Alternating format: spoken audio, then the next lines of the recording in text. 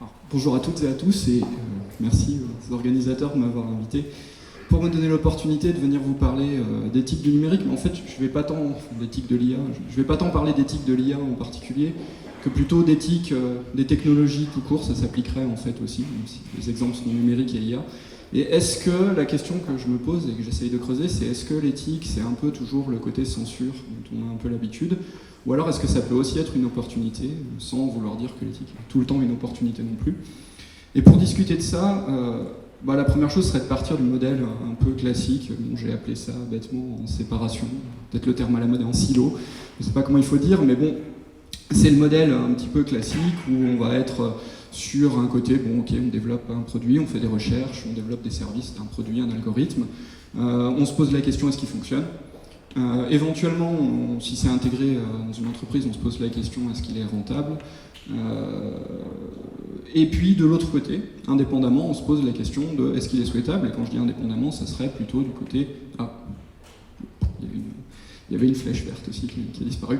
Est-ce que c'est souhaitable plutôt par des comités d'éthique éventuellement, par des groupes de citoyens et consommateurs. Le point de ce modèle, c'est vraiment l'idée d'avoir, on pense la performance technique, éventuellement économique, indépendamment de la valeur éthique, deux notions qui sont séparées.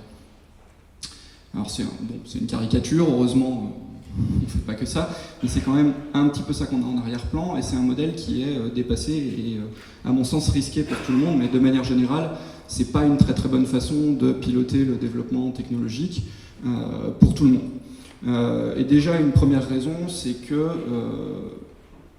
si on a trop de silos, c'est le problème des silos, comme dans d'autres cas, il risque d'y avoir des problèmes pour partager les informations. Comment vous voulez, par exemple, vous interroger sur la souhaitabilité, enfin, en tout cas le caractère éthique ou non, de recourir à des algorithmes dans l'administration de la justice, sans information sur qu'est-ce que l'IA. On me dit maintenant on va mettre des algorithmes de l'IA. Si j'y connais rien, je peux dire ah bah ouais, super. Mes étudiants, des fois, ils me le disent, l'algorithme, lui, il sera juste, il va pas discriminer. Parce qu'ils imaginent un algorithme qu'on va écrire à la main, ils ont raison, quoi. Si c'est l'algorithme as usual, écrit à la main, il faudrait mettre quelque part telle personne, tu la sanctionnes plus, et si c'est pas éthique, ça va se voir, et puis la responsabilité, ça sera facile à attribuer, entre guillemets. Mais bon, on sait que les algorithmes dont on parlerait éventuellement pour faire ce genre de travail, dont on parle d'ailleurs pour faire ce genre de travail, parce que ça existe aux États-Unis avec US Compass, ils se reposent sur des bases de données et le machine learning va propager les biais s'il y en a dedans, et c'est une question extrêmement difficile de savoir comment on corrige éventuellement ça et qu'est-ce que ça veut dire une bonne base de données. C'est extrêmement difficile. Donc, si on n'a pas ce genre d'informations, ça va être compliqué, c'est un exemple parmi d'autres, pour conduire une réflexion éthique. Et l'autre point, et quand je dis qu'on est tous perdants avec ce modèle, c'est le risque de développer des choses et puis d'avoir une réflexion éthique a posteriori. Un peu le modèle classique, du coup, d'où la censure, c'est de dire j'ai développé, voilà ce que je fais, est-ce que vous le validez? Alors, c'est un comité d'éthique qui peut avoir la tête froide, dire oui ou non, mais il y a la société aussi.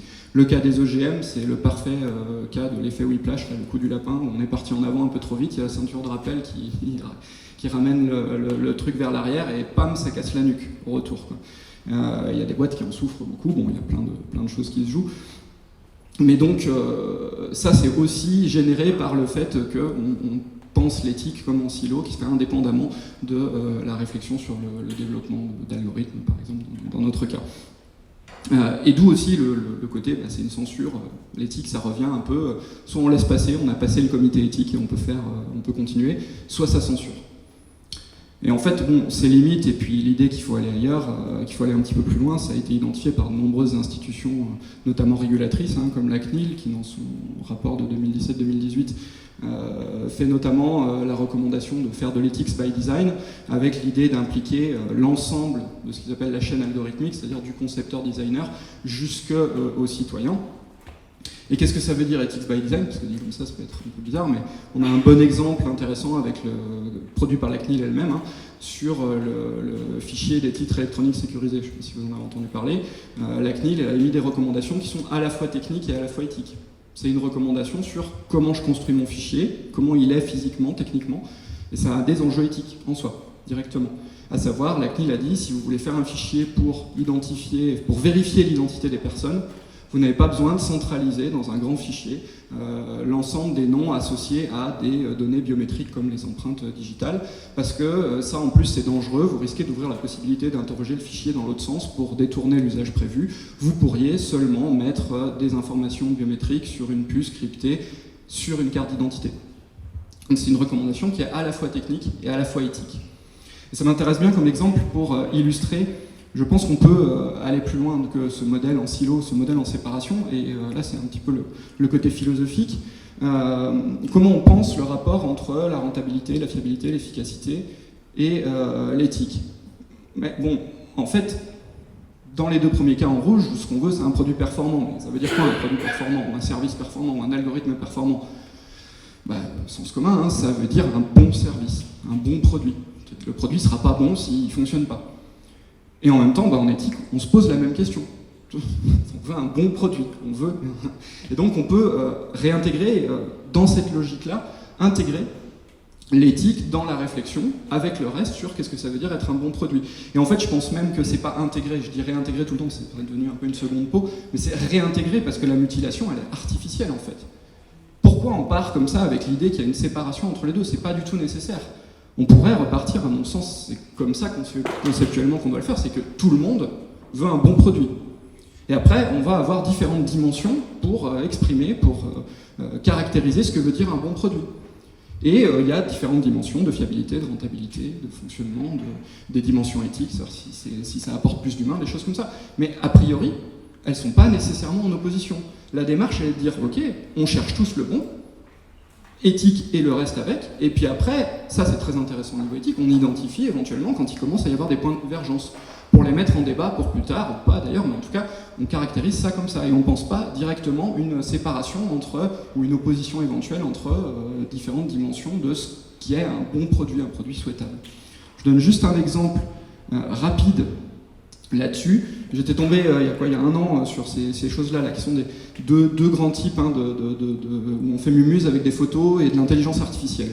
Alors il y a le premier principe, c'était de noter les photos par IA, faites noter vos photos par un réseau de neurones artificiels, c'est super. Et puis Huawei, si je me souviens bien, eux ils ont même carrément proposé de la modification active par IA de la prise de photos avec carrément le déclenchement qui est, c'est l'algorithme qui décide quand est-ce que la photo est prise effectivement, à quel moment on prend la photo, et puis des analyses de la photo avec un contenu sémantique de l'analyse pour faire des filtres localisés en fonction de ce qu'il y a dans la photo, on met tel ou tel filtre si c'est un objet, tel ou tel filtre si c'est un arrière-plan et ainsi de suite. Si vous faites ça comme ça, vous avez de fortes chances qu'à posteriori, on vienne vous dire effectivement dans la logique de la censure, ouais mais comment? Alors déjà les artistes, ils vont dire, les photographes vont dire, ouais mais c'est une ineptie de faire, d'abord elle vient d'où votre note? Alors à gauche en plus c'est une note qui vient d'agrégation, de jugement de tout un chacun sur un réseau social sur les photos. Et puis vous objectivez la beauté, et puis qu'est-ce que c'est vraiment de la photo si on modifie à l'intérieur, et puis de toute façon ça va standardiser les photos, enfin tout un tas de trucs comme ça qui peuvent tomber et être même piquants au niveau après commercial, quoi. Mais en même temps on peut avoir une démarche dans l'autre sens, et j'aime bien ce cas parce qu'il permet d'illustrer ça, tout à fait se dire, ok, bon les notes on va pas les faire n'importe comment parce qu'on a réfléchi en amont à ça, et je pense que ça a quand même été fait, notamment du côté de Huawei. On peut le faire par type de photo, on peut le faire avec des notes experts, combinées avec des notes du public, on peut faire plein de choses comme ça. Mais surtout, ce qui m'intéresse dans l'idée de dire, vraiment, le bon produit, il peut aller aussi avec de l'éthique et ça peut aider à même devenir une opportunité. On peut tout à fait se dire, ok, je vais faire un modèle de base qui vous aide à prendre une photo, mais par contre, je vais développer aussi des solutions et des outils qui vont vous suggérer des choses pour vous faire grandir dans votre démarche de photographe si ça vous intéresse. Par exemple, vous auriez eu telle note si vous aviez choisi tel et tel paramètre. Si vous voulez tel et tel type de rendu, vous pourriez, et l'algorithme fait la photo, mais vous pourriez avoir utilisé tel et tel paramètre pour avoir tel type de rendu. Des choses comme ça, pour finalement enrichir l'expérience de la personne et non pas lui dire tiens voilà ta photo c'est automatique, mais lui dire voilà l'outil t'apprend même, t'aide à rentrer dans plus d'artistique dans la photographie. À construire, à détailler. Mais si on arrive à faire ça, en intégrant le côté éthique, je suis persuadé que c'est complètement aligné avec le côté je vais pouvoir expliquer que mon produit est super et le vendre peut-être même mieux. Et donc en conclusion, voilà, je pense qu'on peut tout à fait penser, qu'on doit même penser, c'est cette logique-là de dire il n'y a pas éthique d'un côté et puis performance de l'autre côté, il y a tout le monde veut un bon produit. A priori, ça peut être tout ensemble, tout aligné, hein, je vais vous donner des exemples, il y en a plein d'autres. Et puis on identifie quand est-ce que ça coince vraiment, quand est-ce qu'il y a des vraies divergences qui commencent à apparaître, et on les caractérise en tant que telles, et on en discute éventuellement. Et ça, en fait, c'est important, mais même au niveau de l'éthique, parce qu'on a tendance à penser l'éthique, c'est seulement quand il y a des grosses divergences. C'est là où il y a de l'éthique. Et on va censurer ou pas, il va y avoir des débats, on va se prendre la tête, ça va être compliqué. Mais en fait, il y a toute une dimension de l'éthique ordinaire de tous les jours, où il n'y a pas de tension a priori, c'est juste qu'on n'y a pas pensé. Et potentiellement, on va même faire un meilleur produit à tout point de vue, on va même mieux le vendre, et c'est pas déconnecté. Ça, c'est déjà quelque part commencer à apprendre à marcher, à pratiquer l'éthique au quotidien, à se rendre compte qu'il y a des enjeux éthiques partout dans ce qu'on fait, pour éventuellement après apprendre à courir dans un second temps pour, ok, on a bien caractérisé, là il y a des vrais débats qui sont très difficiles, et si on a pris l'habitude de travailler au niveau éthique sur les choses du quotidien de tous les jours qui sont accessibles, peut-être que demain on pourra devenir un peu plus efficace dans le traitement des enjeux qui sont plus difficiles. Voilà. Je vous remercie pour votre attention.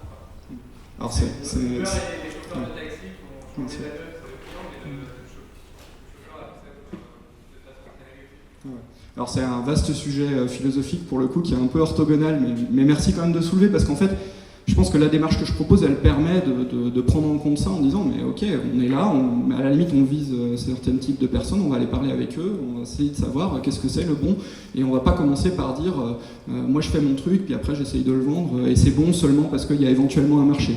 Donc bon, par contre effectivement après le bon est plus ou moins conventionnel. Alors je me méfie pas mal, mais ça c'est mon courant philosophique à moi d'où je viens, du côté le bon est un peu conventionnel. Je pense que c'est surtout qu'on sait pas trop et que souvent il y a des questions à poser, il faut se parler, il faut entendre les arguments. Je prends des exemples un peu bêtes, mais la question de l'immigration, pour moi il y a surtout des gens qui s'entendent pas, quoi. Il n'y a pas un bon d'un côté, il faut fermer les frontières, ou alors un bon de l'autre côté, et puis les gens pensent chacun dans leur coin. Il y a des arguments qui ont primauté dans la tête des gens par rapport à ça, mais je pense qu'ils peuvent entendre les arguments des autres. Personne n'a envie de laisser crever quelqu'un à l'autre bout de la planète, comme ça, quoi. Voilà. Et ils n'ont pas entendu ça, et en même temps, peut-être personne n'a envie que ça soit le chaos chez soi, et donc voilà, on peut se rejoindre. Donc il y a une question derrière ça, philosophique, très très épaisse, et c'est un autre sujet, mais qui est super important. Merci.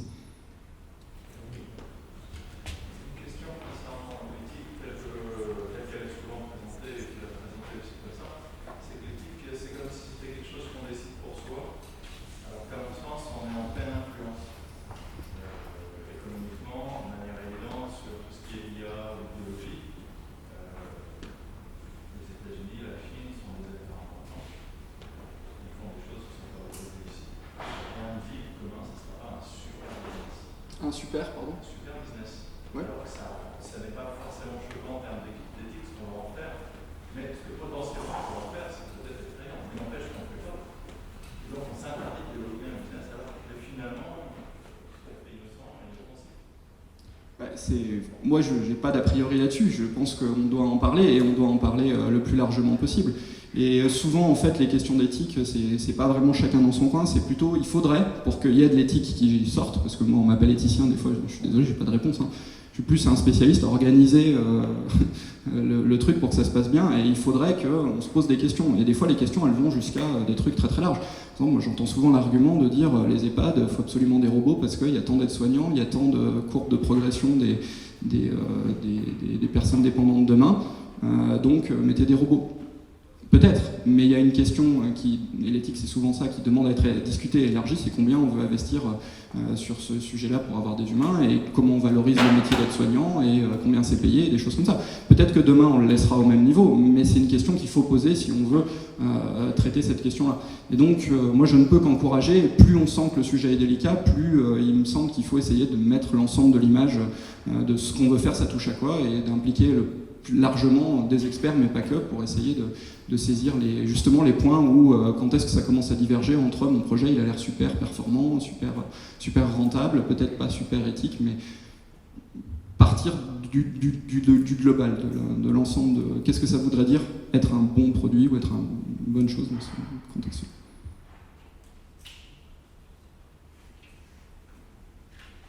Bon, eh bien, je vous remercie et je vais passer la parole à Ikram, du coup.